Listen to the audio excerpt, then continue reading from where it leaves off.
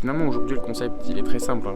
Il est revisité, c'est une anecdote, hein. Donc évidemment le jeudi j'étais pas bien. J'ai étudié 3 ans en France, j'ai étudié 3 ans au Québec et je me fais virer au bout de 2 semaines.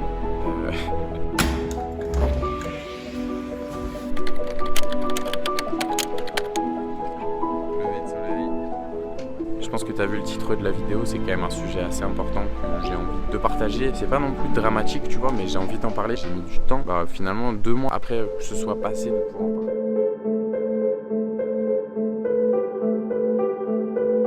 Donc ça a commencé début février. Ce qu'il faut savoir, c'est qu'à ce moment-là, j'étais en train de faire mon projet final en ébénisterie. Si tu l'as pas vu, je pense que tu pourras aller voir le lien juste là.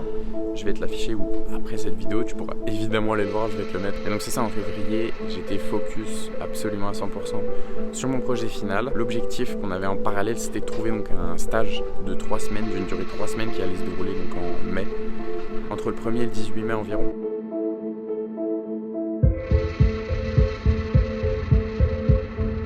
J'avais commencé à faire quelques recherches et tout. Et ce qui s'est passé, c'est que donc fin février, l'école avait organisé des rencontres Zoom avec différentes entreprises qui étaient venues nous voir pour nous proposer évidemment d'effectuer un stage chez eux et même de peut-être plus tard faire partie de leur entreprise. Donc finalement, tu vois, c'est franchement une très très bonne organisation parce que ça m'a juste permis d'aller sur Zoom et de trouver l'entreprise en fonction de mes besoins, imaginons concernant, je te dirais, l'endroit et aussi toute la spécialité. Donc moi j'avais trouvé mon entreprise, j'ai parlé avec un adjoint de l'entreprise en question.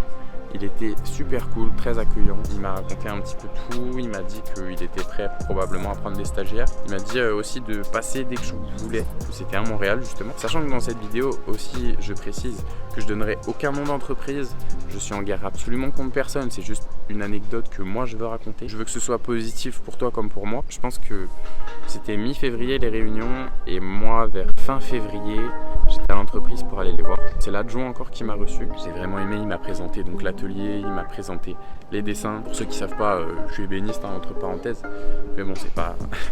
Si, c'est quand même important. Ébéniste, tu fais des meubles, tu les dessines. Il y a lui qui gérait une grosse partie de l'entreprise. Et tout était cool. J'ai fini l'entrevue, il était extrêmement intéressé. Je lui ai dit que moi, à cette période-là, je cherchais un logement à Montréal justement pour les 3 semaines, donc les 3 semaines de stage. Mais j'étais grave chaud de venir. Donc c'était ma seule barrière entre guillemets qui allait me dire que ok tu vas pas pouvoir venir, ok tu vas pouvoir venir. Tu vois, et il m'a dit ok, pas de problème. Donc donne-moi une réponse dès que tu as ton logement, dès que tu es sûr de toi.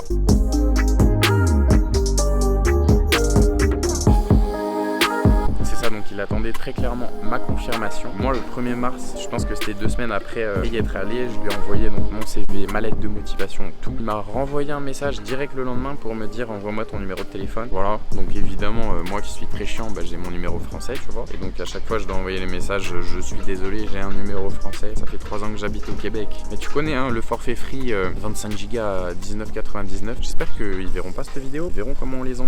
Mais bon, non en vrai c'est beaucoup trop cher ici les forfaits téléphoniques. Mais ça m'a strictement rien à foutre dans l'histoire. Donc je continue. Et donc depuis ce moment-là, j'ai pas eu de réponse. Après on part au 5 mars où j'ai renvoyé donc des petites nouvelles pour leur dire que j'étais toujours à la recherche d'un logement, que j'étais vraiment motivé de venir chez eux. Petite parenthèse, j'avais jamais vu le boss, que ce soit sur Zoom, que ce soit en vrai, dans la vraie vie, je l'avais jamais vu.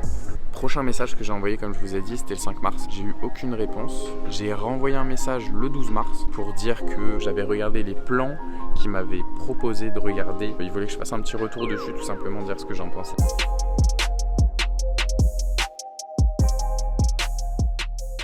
C'était des plans vraiment incroyables. Ouais, c'était des projets assez complets et assez impressionnants, quoi. Le message du 12 mars, j'ai eu 0 réponse. La réponse est arrivée le 26 mars, je pense, sachant que moi, tu vois, comme je l'ai dit, le stage, je n'y pensais pas vraiment, tu vois, je m'en foutais un peu. Le but, c'était d'avoir une entreprise le plus rapidement possible pour pouvoir consacrer un maximum de temps à ce projet final, parce que j'étais vraiment dedans à 100% et j'avais très clairement envie de me donner à fond dedans. Donc mon but, c'était de valider le stage au plus vite. Et j'ai reçu un message donc à peu près 1 mois plus tard qui me dit, ouvrez les guillemets,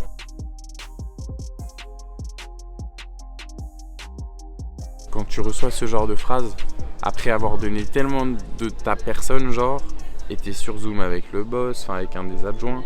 Je me suis déplacé. À ce moment-là, mon logement il était validé. Le 26 mars, je l'avais depuis, je pense, une semaine mon logement. C'était validé, j'avais renvoyé un message pour leur dire c'est bon, j'ai trouvé mon logement, je suis prêt. Sachant que eux finalement ils attendaient juste mon feu vert pour valider. Et donc comme tu l'as vu dans cette phrase, j'ai eu un refus de stage. Ça dure 3 semaines mon gars. Mon but c'était d'être en dessin et il l'a pas accepté. Donc là, je suis devenu sa p***.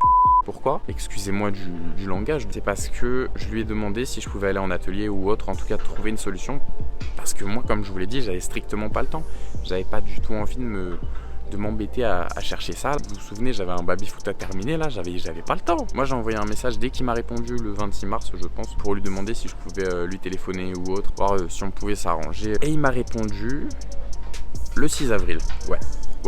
Là, tu pourrais me dire, mais qu'est-ce que tu fous là? Il te répond tous les 10 jours là, qu'est-ce que tu fous dans cette entreprise? Essaie de persévérer. Je sais pas.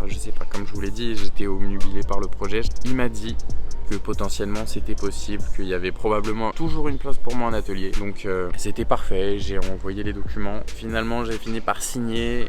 Le stage a commencé donc en mai. Sur le stage, j'ai pas grand chose à dire à part que évidemment c'est un stage, une entreprise. Voilà, je pense que quand tu fais un stage, faut pas hésiter surtout à demander parce que dans un sens, t'es pas censé être payé.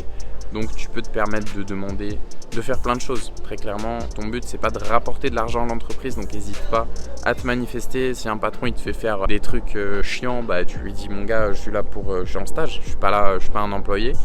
Tu vois ce que je veux te dire? Donc mon stage il a duré 3 semaines, j'ai fait à peu près 2 semaines en atelier, une semaine tranquille, j'étais en dessin, enfin ils m'ont montré un petit peu comment est-ce que ça marchait les bureaux, j'avais pu dessiner un petit bureau un petit peu, ils m'avaient fait tester pour voir à mon niveau. Et en bref, mon objectif c'était d'être embauché dans son entreprise en tant que dessinateur.